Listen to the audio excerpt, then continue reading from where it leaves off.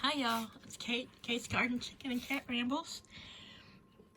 It is Wednesday afternoon, and I just wanted to do a little follow-up video here on Lyra, who is living in the large pet kennel on top of my cedar chest, in front of the window, and she is getting so much better. Catching her drinking. She was over there vigorously eating, which of course she's now standing on her food dish, but that's all right.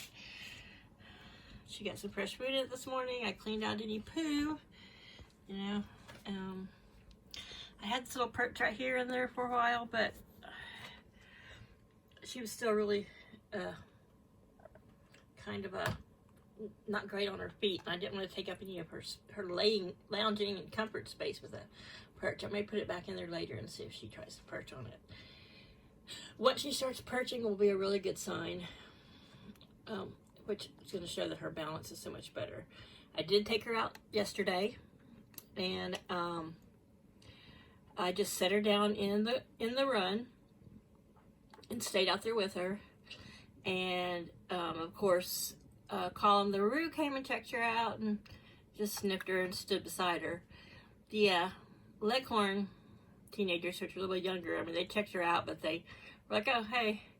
Now, the other cream-crested legbar, Moira, who's the head hen of that little group, and her sister kept pecking at her head. So, it wasn't, like, super aggressive, but it wasn't also super friendly. And she wasn't, like, trying to run away from them. She still didn't seem to be as strong as them, and her tail was not raised.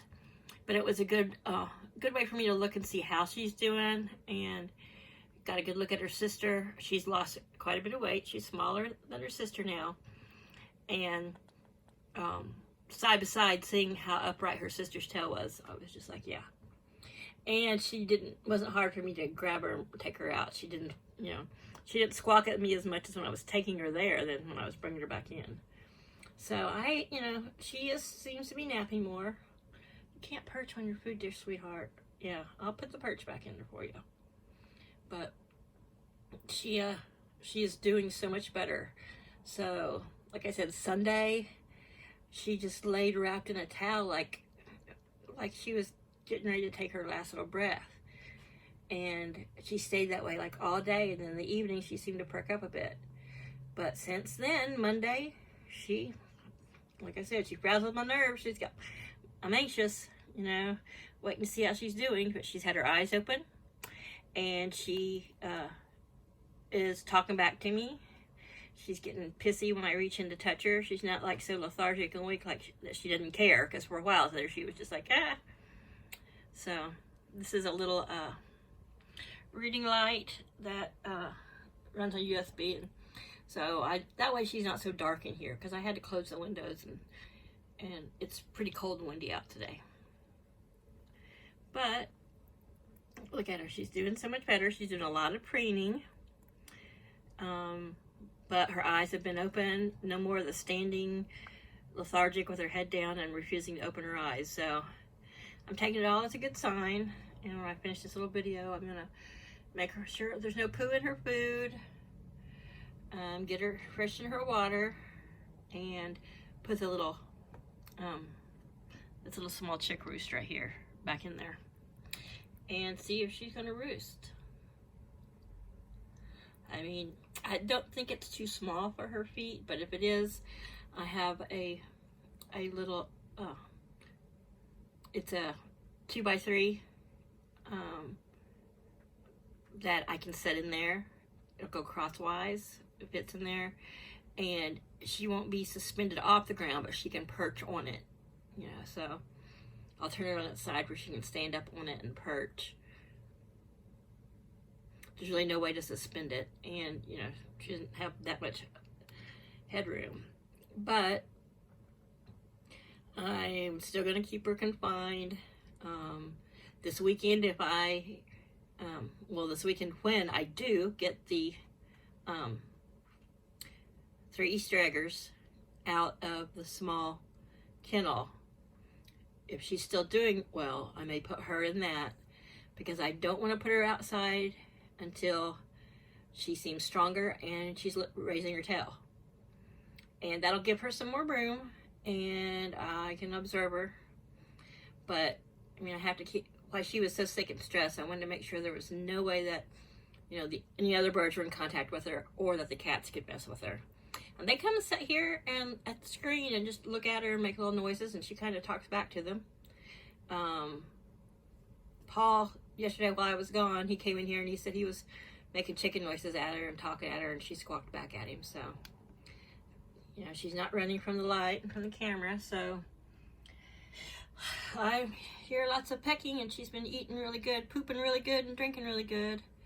So her water is still boosted with lots of vitamin K and her B vitamins and all the things chickens need to help recover when they've been on a strong medicine like cord.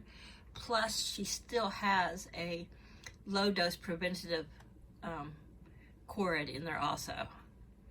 Because until I know she's really kicked it, you can kind of tell by the consistency of their stool, she's no longer having runny, watery stools. You know, it's normal, it's yellow, it's, you know, dark and yellow, and, you know, it's poopy chicken poop. And she just does seem to nap more, and I think she's still kind of wobbly on her legs, weak. But, you know, I think now it's just a matter of getting her strength back up. I made her some more scrambled eggs.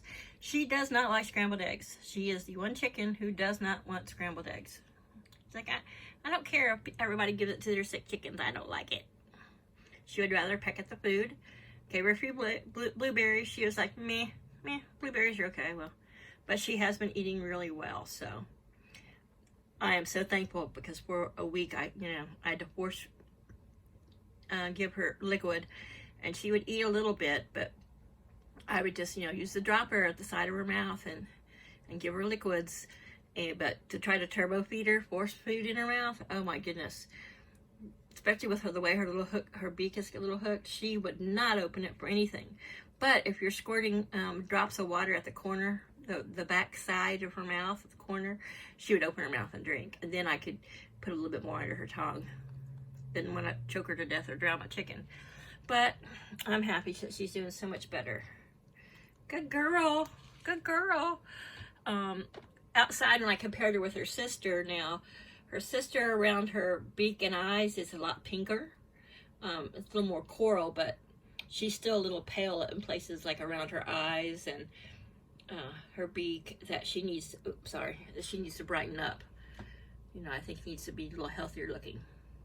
But she's looking good, and they're gonna have a little bit of differences. But because she's got the coral coming in on her chest, and she's got some there on her eyebrows. She got some little coral. She got redheaded eyebrows. She's like, Mom, you're horrible at feeling like this.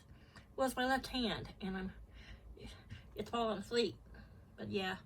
So when I see a little more color around her eyes and her tail, she's holding her tail up, and she starts getting bitchy about being in this kennel, then she'll be ready to go outside. All right. Can you say bye, Lyra? Lots of people prayed and wished you well. Okay? Right, love you. All right, guys, thanks. That's just a little update on Lyra. And let's see if I'll get in a little bit of the Easter eggers without showing off this messy room. So here we are. I'm adding this into the Lyra update video. Here are the Easter eggers. And I got them on the 7th of April. This is the 7th of April. And they were 4 weeks then, so they're fixing to be the full 8 weeks. Or they were 4 to 5 weeks then. But you can tell they're really fully feathered. Here's Miss Prim in the front here. And they don't even try to escape, which is nice. I mean, they come to the door, but sometimes, when they're curled up against the door, I can pet them, but a lot of times at night, once the lights go out, I see have little faces here, or I'll look and they'll be resting their face on top of the cardboard, which I put around because they were just kicking crap all over the floor constantly. There's Lily. Her name was Iris, but now she's a Lily. And she's got some neat markings around her neck. Around her head and neck, she reminds me a little bit of light Brahma markings, but there's a lot of different birds with, they're Easter eggers, so they're a mix of something. Now Miss Prim here is still all cream. She's not as white as the Leghorns, but like right there on her chest, those little dark spots are little gray feathers. And she feels that she is the boss, the little top of the pecking order in this little group. Oh, here she comes. Yeah, but she's got some little yellow, kind of more of a buttery yellow little feathers coming in some of that plumage back there. So we'll see what she's going to be like. But any of these like darker spots on her, she's not dirty. She's just like top of her head. She's starting to get a little bit of color. And of course, Miss Lily back there, who, you know, all she had when we got her, she was the same color, but she had a little bit of gray on the tips of her wings. Hi, Prim. They're sitting in front of the little radiator heater, which next week we're supposed to be up in the mid to high 70s all week. At night, it's still going to be getting down in the 50s, and I think a couple nights maybe like 48, which doesn't mean it will get that low, but out there in that larger candle, I will, the way this thing has a handle, my arm's going to sleep. The little heater thing has a handle. I am going to suspend it from the top of that crate where it hangs pretty much, you know, like it is now, but hangs in front of their perch out there so they can perch up at night and have some heat in the evenings. And then I can, you know, I can turn it off during the day. Just because, you know, they are fully feathered, but they're too young to be out in consistently cold nights below 60 or even in the low 60s, you know, consecutively every night. So here is Zinnia, Miss Zinzin. She's got a little more of, hey, Americana in her. She got a little bit of chick pups there right under that yellow spot is her ear. But they are coming along, and this animal crate, which is actually like a rabbit pen, is, I would say, 3 feet by 3 feet and probably 2 feet tall, maybe only 18 inches. But yeah, I think it's, you know, a square 3 feet and probably 2 feet tall. So it's getting a little crowded for them. Yeah, but they are definitely ready to go outside, and they are just making messes. So I've had to put this little mesh bag that's for vegetables around the water.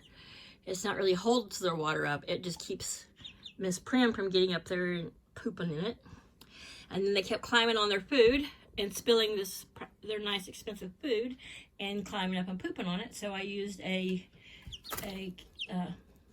bungee cord and wrapped it around there and then suspended it from the wall up above, so they can't get up. They still hop up on top of it, but they can't scratch at it and knock it over and spill it and make a stinky mess. So right now they're deep littering it. I pulled up some of the cardboard and paper that was underneath the bottom of it because they go to town scratching and clearing off the pine shavings, but hopefully I won't have to add too much more. They just got fresh added today and cleaned and the deodorizer, but they are getting so big, and I'm so ready to have no more mess in the house. But there we are, Prim in the back, Zinnia, called Zin Zin, in the middle, and Lily just hopped down. And like I said, of all of these three, these Easter eggers, which they're going to lay, their eggs will be anywhere from a pale pink to mint to blue to green, you know. Who knows what color their eggs are going to be. But we'll see. I figure we'll have a little more blue-green here out of Miss Zin Zin because she does have more of her mother was an Americana, so. And I think, I'm not sure what her daddy was. I think he was just an Easter egg or rooster. But yeah, Prim is starting to get a little bit more color popping up. More than even Daisy outside. Daisy outside is still pretty much white. So I don't think I'm going to have a problem telling them apart because she's got more of a cream than a white, where Daisy is just like Leghorn white. But all right, there's a little bit of the Easter eggers and update on Miss Lyra, and it's just Chicken City around here. Bye, y'all.